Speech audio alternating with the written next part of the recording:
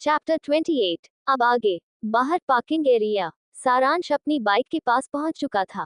अंशी ने पीछे से आवाज लगाई, सारांश। वो मुड़ा। एक झलक उसके चेहरे पर आई, वही ठंडा, नियंत्रित भाव।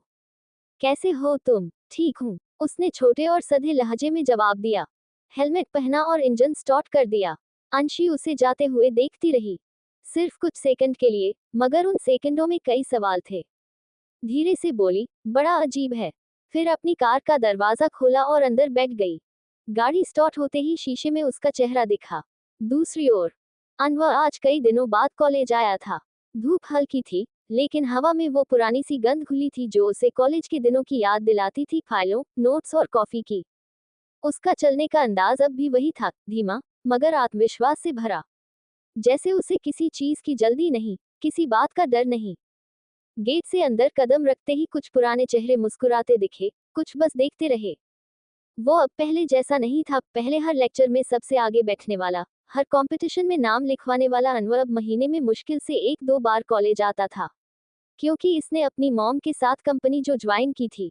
ओह अनवर, पीछे से आवाज आई। उसने मुड़कर देखा, उसका दोस्त राहुल हाथ हिलाते हुए उसकी तरफ बढ़ रहा था। इस बार तो यार बहुत दिन हो गए तुझे देखे, राहुल बोला, हौंकते हुए। लगता है अब तू कॉलेज को भी भूल गया।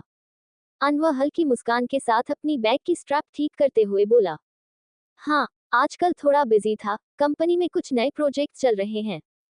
उसका लहजा सहज था, लेकिन आंखों में कहीं ना कहीं थकान झलक रही थी। राहुल ने भान उठाए, कंपनी से याद आया, अब तो तू पूरी तरह कॉर्पोरेट बॉय बन गया है। वैसे एक खबर सुन। वो थोड़ा झुककर बोला, जैसे कोई राज बता रहा हो। एक नई स्टूडेंट आए हैं, और सब कह रहे हैं कि तेरे टॉपर वाले रिकॉर्ड को तोड़ने वाली है। अनवर ने कुछ नहीं कहा, बस हल्का सा सिर उठाया और उसकी नजर सामने ठहर गई। कॉरिडोर के उस पार, धूप के बीच एक परछाई हिल रही थी, लंबी, आत्मविश्वास से भरी। वो कुछ कदम आगे बढ़ा, पर उसकी आंखें वहीं टिकी रहीं। सामने एक लड़की थी, सफेद शर्ट, ब्लू जीन्स, आंखों पर बड़ा चश्मा और हाथ में किताबों का ढेर। वो किसी से बात नहीं कर रही थी, फिर भी लगता था जैसे आसपास की सारी बातें उसी के इर्द गिर्द घूम रही हों। राहुल ने उसके चेहरे की तरफ देखा, मुस्कुराते हुए बोला, लगता है वही है जिससे तू पहली बार हारने वाला है। अनवर की नजरें अब भी उस लड़की पर थीं। उसके होठों पर हल्की सी मुस्कान आई, ठंडी मगर गहरी। देखते हैं, उसने धीमे से कहा, कौन किससे हारता है। कॉरिडोर की हल्की हवा उसके बालों को हिला गई, और वो आगे बढ़ गया। पीछे सिर्फ राहुल की हंसी गूंज रही थी, पर अनवर के मन में अब एक नया नाम गूंज रहा था, रिद्धि शर्मा। दूसरी ओर शहर के पुराने हिस्से में वह छोटा सा रेस्टोरेंट किसी बीते जमाने की खुशबू लिए खड़ा था। टेबलों पर लाइटें मंद थी, दीवारों पर पुरानी फिल्मों के पोस्टर और हवा में कॉफी की खुशबू घुली थी। सारांश एक कोने की टेबल पर बैठा था, सामने एक पुराना दोस्त, अरमान। दोनों के बीच स्टीम उठते कप और कुछ अनकहे सवाल तैर रहे थे। अरमान झुककर बोला, यार तू सब कुछ छोड़ यहाँ क्यों आ गया? तेरी कोई गलती नहीं थी उस हादसे में, फिर भी सब छोड़ दिया। अपनी डिग्री, अपना प्रोफेशन, तेरे नाम के सारे अवार्ड्स, और अब ये कंस्ट्रक्शन कंपनी। सारांश की निगाहें कॉफी में खो गईं। वो धीमे से बोला, कभी कभी गलती हमारी नहीं होती, पर सजा फिर भी हमें ही मिलती है। अब उस दुनिया में लौटने से डर लगता है, अरमान। अरमान की आंखें नम पड़ गईं। लेकिन भाई, तू अपने डर से भाग नहीं सकता। सारांश हल्का सा मुस्कुराया, भाग नहीं रहा, बस रास्ता बदल लिया है। अब ये कंपनी, ये कंस्ट्रक्शन वर्ल्ड, इसमें मुझे अपने पिता का अक्स दिखता है। शायद इसी बहाने खुद को जोड़ लूं, उन चीजों से जो अब बस यादों में हैं। वो शब्द खत्म कर बस खिड़की के बाहर देखने लगा। बारिश की हल्की बूंदें शीशे पर गिर रही थीं। हर बूंद जैसे उसकी टूटी आवाज का हिस्सा थी। हंसी के फव्वारे, केक का कटना, और कैमरे की फ्लैश लाइट्स, वो सब उसी के पीछे हो रहा था। अंशी अपनी टीम के साथ बैठी थी, पर उसकी निगाहें बार बार उस कोने की टेबल पर जा टिकती, जहां कुछ दूरी पर सारांश बैठा था। जहां सारांश बिना कुछ कहे अपने अतीत से जूझ रहा था। अंशी को पता नहीं था कि जिस शख्स को वो बस एक्सीडेंट वाला लड़का समझती है, वो दरअसल एक ऐसी कहानी अपने भीतर दबाए बैठा है जो उसकी जिंदगी की दिशा बदल देगी। रात गहराने लगी थी। रेस्टोरेंट के बाहर स्ट्रीट लाइट्स की रोशनी में बूंदें चमक रही थीं, जैसे आसमान किसी पुरानी याद को धोने उतरा हो। अंशी अपनी टीम को अलविदा कह बाहर निकली। हवा में कॉफी और मिट्टी की खुशबू थी। उसने अपनी कार की ओर कदम बढ़ाए ही थे कि सामने सड़क के किनारे वो शख्स दिखा, सारांश। कंधे पर बैग, एक हाथ में हेलमेट, दूसरे में आधी भीगी फाइल। बारिश के नीचे वो धीरे धीरे चल रहा था।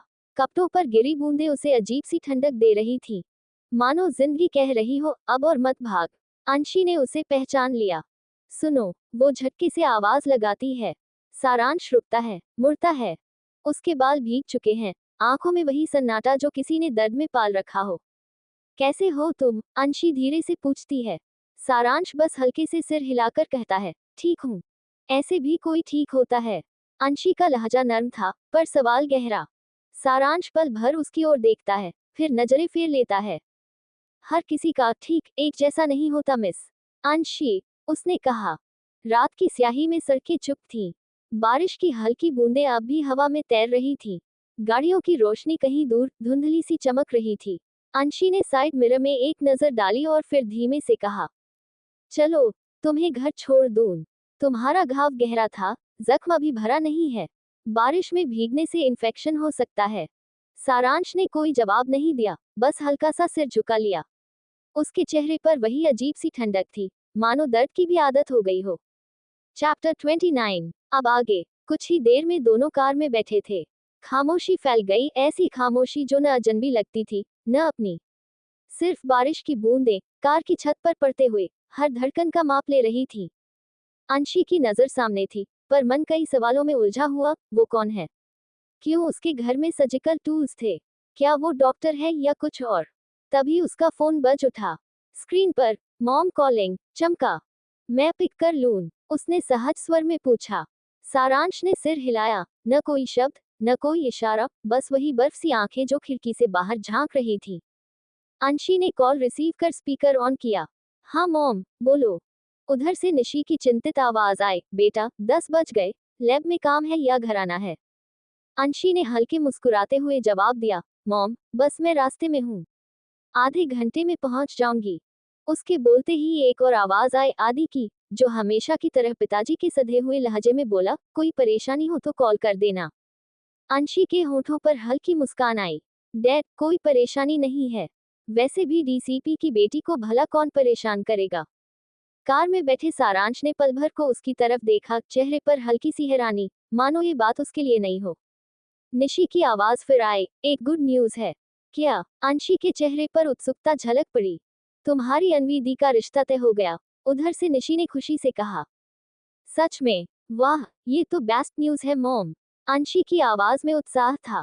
आदि ने मजाकिया लहजे में कहा, बस अब ध्यान से कार चलाना, कहीं फिर कोई तुम्हारी कार के सामने आ जाए। अंशी हल्का सा मुस्कुराए, उसकी आंखें एक पल को सारांश के जख्म पर गईं।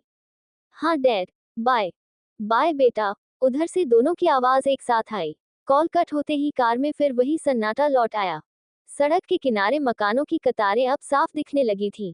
बारिश थम चुकी थी, पर हवा में अभी भी नमी थी। कुछ ही देर में अंशी ने कार एक पुराने अपार्टमेंट के सामने रोकी। आ गए तुम्हारे घर, उसने धीमे से कहा। सारांश ने सिर हिलाया, थैंक यू। कार से उतरने लगा।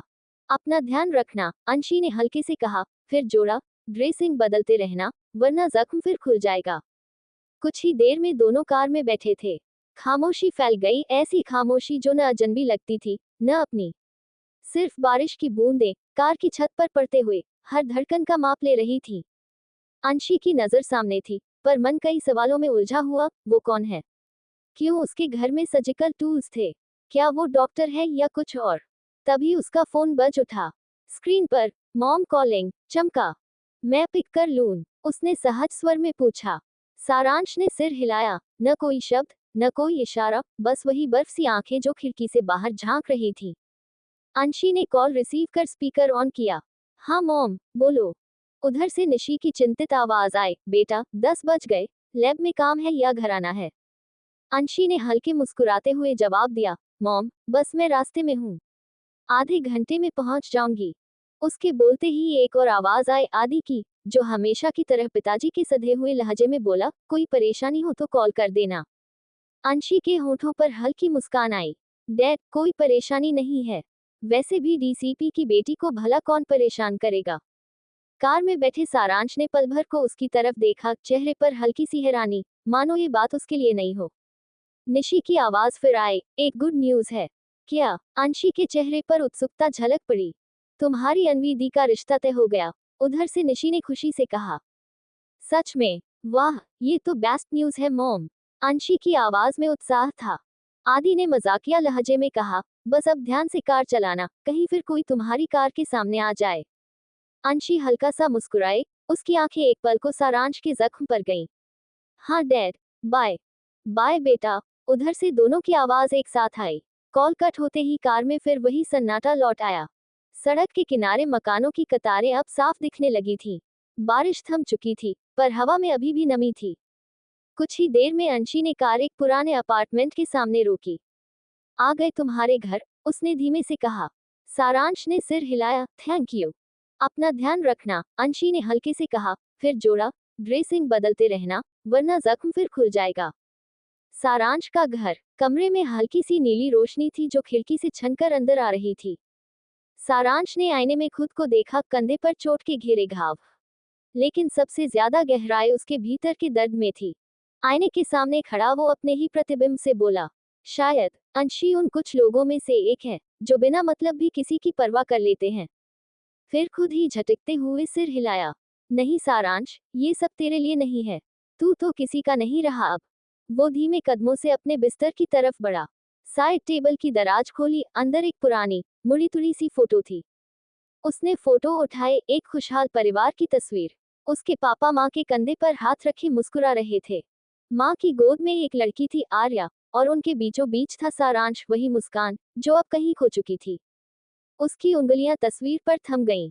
वो फुसफुसाया, माँ, पापा, आर्या, सब कुछ कितना बदल गया ना। वो धीरे से पलंग पर बैठ गया।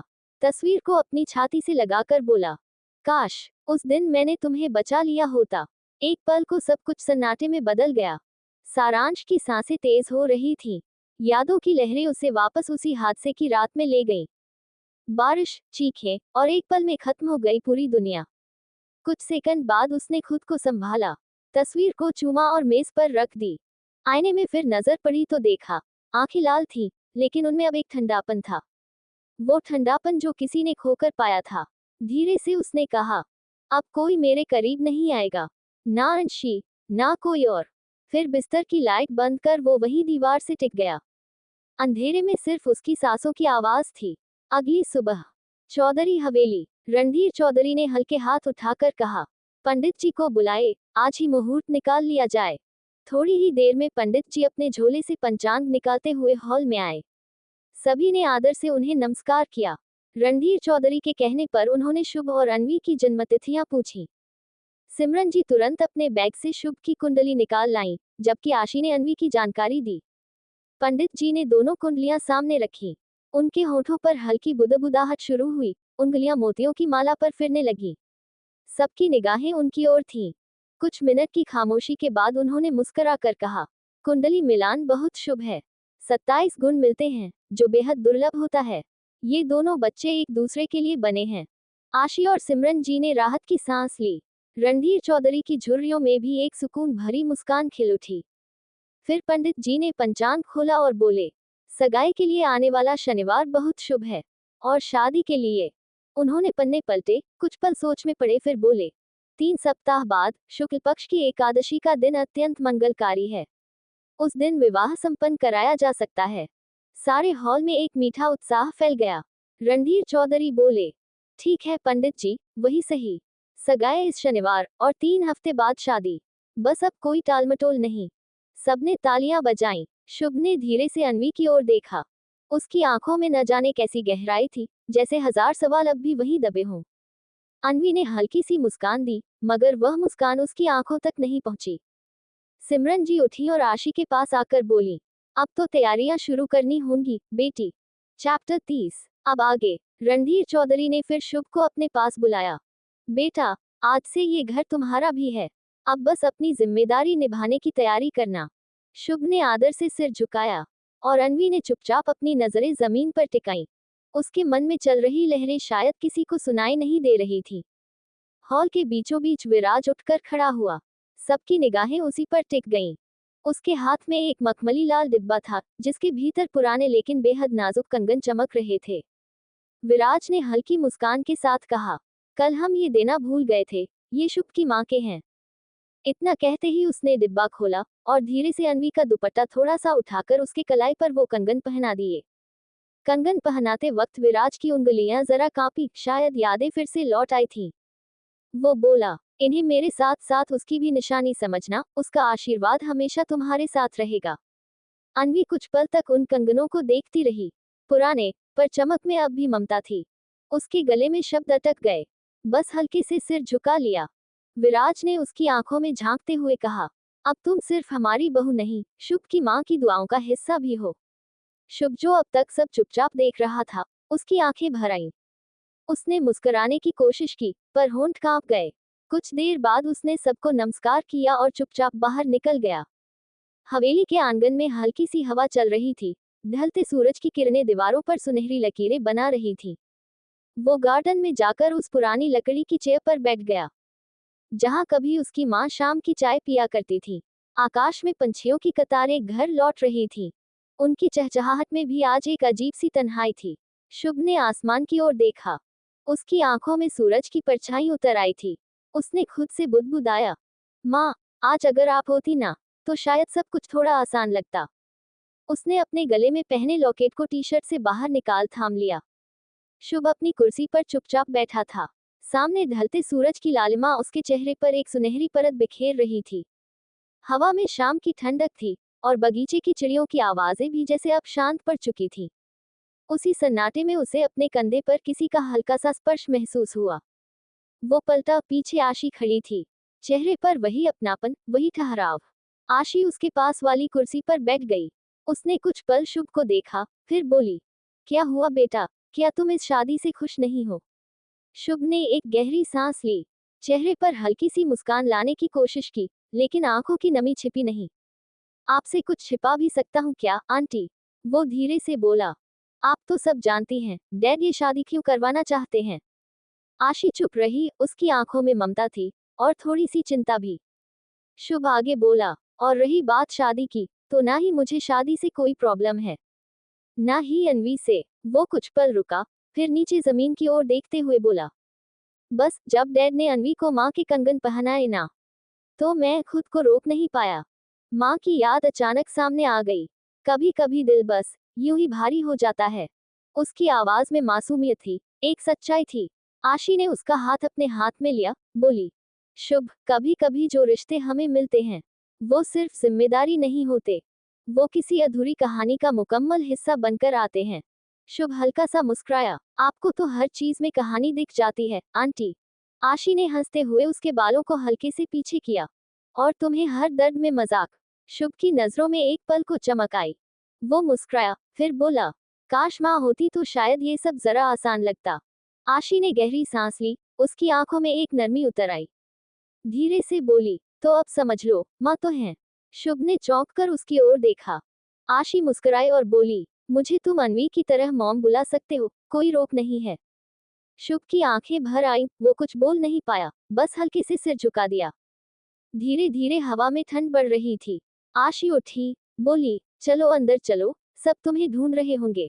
शुभ ने सिर हिलाया, आप जाए, मैं आता हूँ। आशी ने जाते जाते मुड़कर देखा। वो अब भी उसी चेयर पर बैठा था, मुस्कुराता हुआ, पर आंखों में अब भी वही हल्की सी चमक लिए, जैसे किसी ने दिल का बोझ थोड़ा सा हल्का कर दिया हो। चांद बादलों में छिप छिप कर झांक रहा था। हवा में रजनीगंधा की खुशबू तैर रही थी।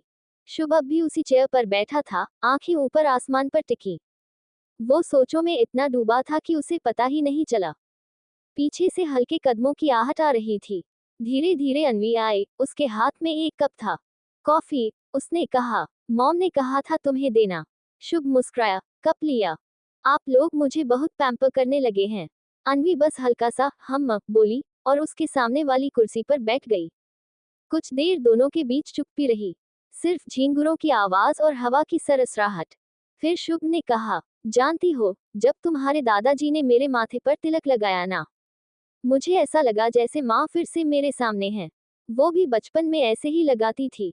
अन्वी ने उसकी ओर देखा, पहली बार उसकी आंखों में इतना सच्चा दर्द देखा था। वो कुछ कहना चाहती थी, मगर शब्द गले में अटक गए। शुभ ने मुस्कुराने की कोशिश की, वैसे तुम खुश लग नहीं रही, अन्वी। अन्वी ने अपनी नजरें झुका लीं। खुश होना इतना आसान नहीं होता, शुभ। कभी कभी खुश दिखना पड़ता है, ताकि बाकी सबको सुकून मिले। शुभ ने धीरे से उसकी ओर देखा। तो मतलब, हम दोनों ही एक जैसे हैं? अन्वी ने भौहें चढ़ाई। मतलब, शुभ हल्के स्वर में बोला। हम दोनों ही वो हैं जो दूसरों के लिए मुस्कुराते हैं और खुद के लिए चुप रहते हैं। अन्वी ने कप नीचे रखकर कहा। शुभ, मैं तुम्हें झूठी उम्मीद नहीं देना चाहती। ये रिश्ता मेरी मजबूरी है, मैं इसे निभाऊंगी, पर। शुभ ने बीच में ही कहा। पर उम्मीद मत रखना, ये लाइन तो तुम पहले भी बोल चुकी हो। वो हंसा, मगर आंखों में एक अपनापन था। रिलैक्स, अन्वी, उसने धीरे से कहा। मैं तुम्हें बदलना नहीं चाहता। बस इतना वादा करो, अगर कभी भी दुनिया से थक जाओ, तो भागना नहीं, बोल देना। मैं वहीं रहूंगा, एक दोस्त की तरह। अन्वी कुछ नहीं बोली, बस उसकी ओर देखती रही। पहली बार लगा, शुभ के इस हल्के फुल्के अंदाज के पीछे बहुत कुछ छिपा है। थोड़ी देर बाद वो उठी। अंदर चलो, सब इंतजार कर रहे हैं। शुभ ने सिर हिलाया। दोनों साथ साथ हवेली की ओर चल पड़े। आगे जानने के लिए बने रहिए। लाइक शेयर कमेंट करते रहिए। चैनल को सब्सक्राइब करना ना भूले।